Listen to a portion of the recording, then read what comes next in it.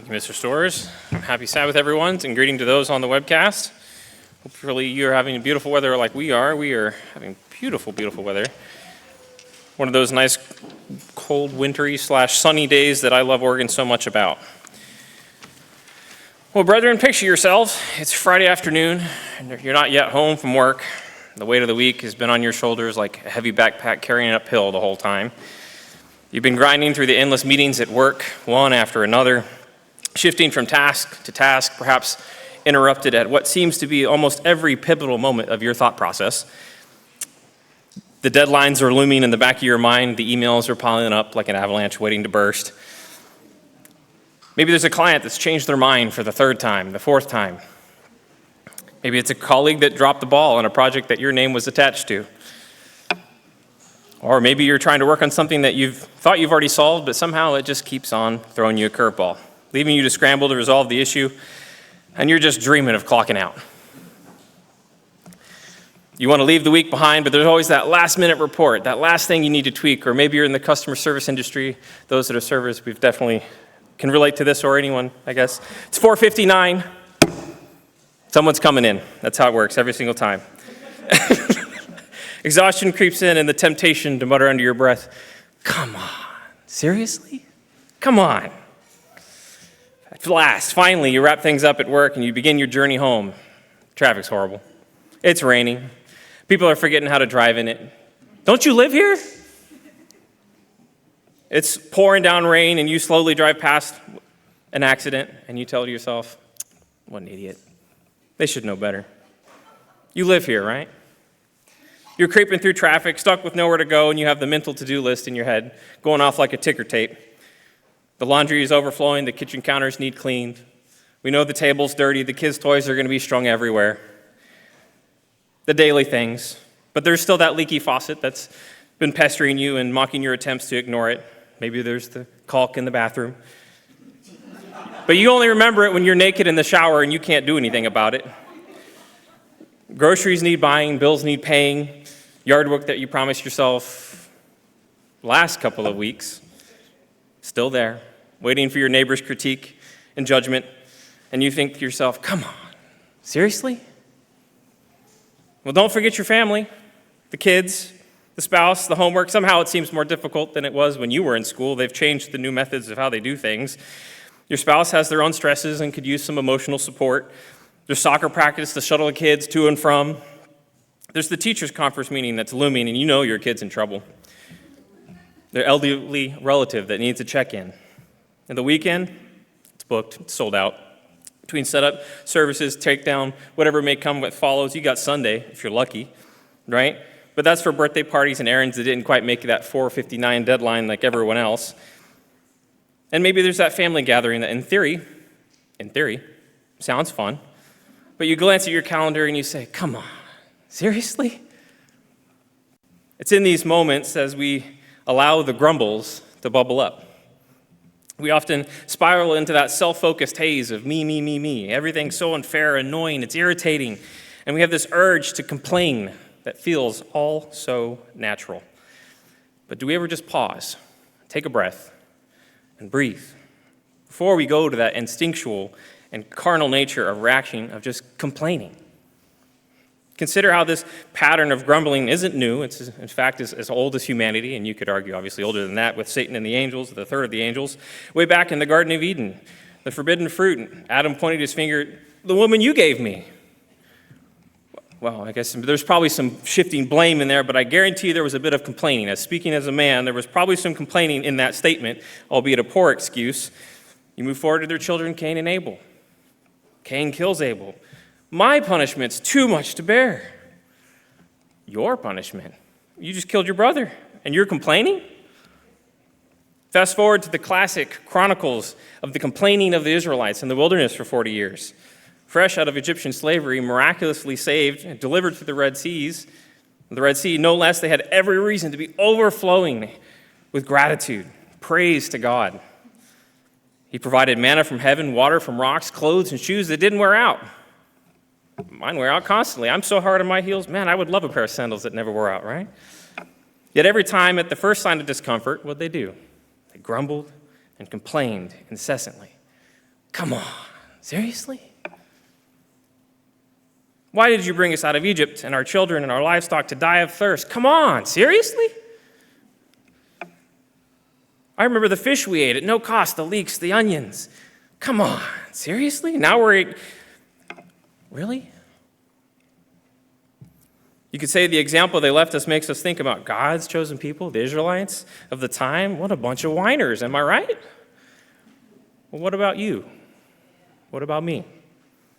If they could look forward in the future to us and the many commodities that we have, what a bunch of whiners.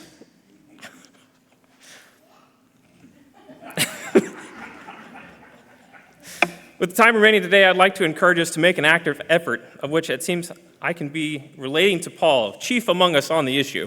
I can speak from much practice, unfortunately. But the title of my message today is From Grumbling to Gratitude. From grumbling to gratitude. If you'd like to turn over to Philippians 2 and verse 14 through 15, if you'd start to work over there. Philippians 2 and verses 14 through 15, a little bit of background here. Paul is admonishing, encouraging the brethren to strengthen them with unity and humility, to serve one another and stop with the selfishness that they see around them, that we see around us, to be humble and put on the mind of Christ, to remember what he went through for us on our behalf, and to consider the greater picture, purpose, and plan that we are to be a part of. And in verse 14, Paul tells us to do all things without complaining and disputing, that you may become blameless and harmless, children of God without fault, in the midst of a crooked and perverse generation, among whom you shine as lights in the world. The word for disputing here in the Greek, forgive me, I looked up multiple videos on this one, dialogimos. Sounds like Spanish, but it's Greek, and I'm messing it up. Spelt like dialogue /ISMOS. It can mean internal thought, reasoning, or discussion with oneself, and it can also refer to the external disputing and arguing, which is probably why it was translated in such here. But I'm going to go on a limb and say, given the context of the passage, I believe it's a mixture of both. The 14 ever times that this word is used, dialogimos, 13 of them all refer to one's internal reasoning, thoughts, opinions, motives, behaviors, and habits, and doubting in themselves. It's much more used in a reflectionary manner. And I think its choice here is definitely supports the mixture of both. The grumbling and the complaining that we show as an outward expression, that's not a light seen to the world. Paul is trying to tell us, not only think of your inner thoughts, but your outward example. Be mindful of it. Are we known and seen for the bickering with one another around us? Picture yourself. Let's give another example. You're a favorite son and daughter, right? Just when you thought you had it was all stripped from you. You were sold into slavery, trudged through the dusty streets of Egypt. You're on your way to work. You see the disparity of the prestigious home that you're serving. You're in slavery. You're in your circumstances that you're far from home, betrayed by your own siblings, sold by the pennies on the dollar. You're getting accustomed to the job. You're doing well. You're keeping your head held high, given the circumstances. You're promoted for your hard work, your work ethic. You do well. You bring in results. Things seem to get stabilized in your life. But then your master's wife just keeps throwing themselves at you. Ultimately, you're framed for sexual assault, and it's all stripped from you again, thrown in prison. Back at square, what feels -1, right? How could it get any worse? Eventually, you're even forgot about in prison. But friends, maybe you thought you had as the inmates, they forget about you. Eventually, you're drudged from the prison with a new job, summoned to interpret Pharaoh's dreams. Obviously, we're talking about Joseph here. You become second in command over all the land, and you're brought to face with the treacherous siblings that started it all. But put you through all of that. At every turn, Joseph had ample reasons to complain. I know I would have been murmuring under my breath, come on, seriously? Why build me up just to tear me down even lower? Yet God put Joseph through these things for the better. Joseph trusted him, and when reunited with his brothers, he didn't lash out. He told them, "You intended harm for me, but God intended it for good to accomplish what is now being done, the saving of many lives," referencing Genesis 50. And through it all, Joseph was able to look back at what God was doing and was thankful, with a thankful attitude, not complaining. He glorified God in his actions and allowed himself to grow spiritually, mature, and shine as that light that Paul so encourages us to do. Imagine standing before your brothers, and they know what they did, and that's the example that you showed. What a light. Proverbs 26 and verse 20, if you'd like to turn there real quick. Proverbs 26 and verse 20. Although these scriptures don't exactly talk about complaining, the application comes to mind for the same for me. Where there is no wood, the fire goes out, and where there is no talebearer, strife ceases. If we stop fueling the complaints in our minds and stop the mindset that easily wants to default and spiral back into its repetitive process, problems will no longer become problems once that we thought they were. God intends our growth for good, and he will work it out. Stop complaining.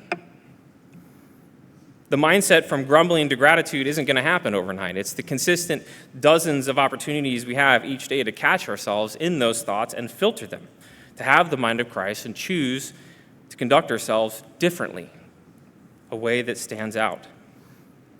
We don't stand out if we act like everyone else. Robert A. Cook said, "Say and do something positive that will help the situation. It takes no brains to complain." Dennis Prager said, "Complaining not only ruins everyone else's day, it ruins the complainer's day too. The more we complain, the more unhappy we get." We must endeavor to stop this cycle. We are reminded that complaining is easy and unproductive, while thankfulness requires attention and intention and thoughtfulness, but it yields growth in a relationship with God and those around us. Instead of spiraling into, "Come on, seriously," over work chaos, how about we thank God for a job that provides us to sharpen our skills and gives us the chance to serve others and take care of our family? Instead of spiraling into, "Come on, seriously, this traffic jam on a rainy, wrecky day," be grateful for safe travel, time to pray, to slow down, to think and reflect, that a reminder of life is precious. Instead of thinking about ourselves, maybe we say a prayer about the person who just got into the wreck. Are they okay? For their safety, for their health, and for their day to get better. The homes and the to-dos like laundry, leaks, and yard work. Be thankful for a home to maintain, the ability to do so, the means to do so, the discipline it takes in turning mundane tasks into acts of stewardship that we would mature to show God that we can handle the things he gives us to take care of. What about our family demands? Demands? What a blessing. To have people to love and support and echoing God's relationship that he desires to have with each and every one of us, giving us opportunities to shine and grow more like his Son, our Savior, and our example, Jesus Christ. Godly attitude keeps everyday irritations and complaining from tainting the spiritual example that we should be striving to show. In Luke 6, verse 32, verses 33. Luke 6, 32, verses 33.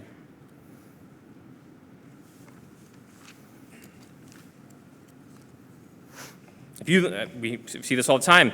"If you love those who love you, what credit is to you? Even sinners love those who love them. And if you do good to those who do good to you, or if you do good to those who are good to you, what credit is that to you? Even sinners do that." Apply the same to complaining. Anyone can grumble when life doesn't go their way and when things get difficult. It's the default. Me first. Anyone can complain.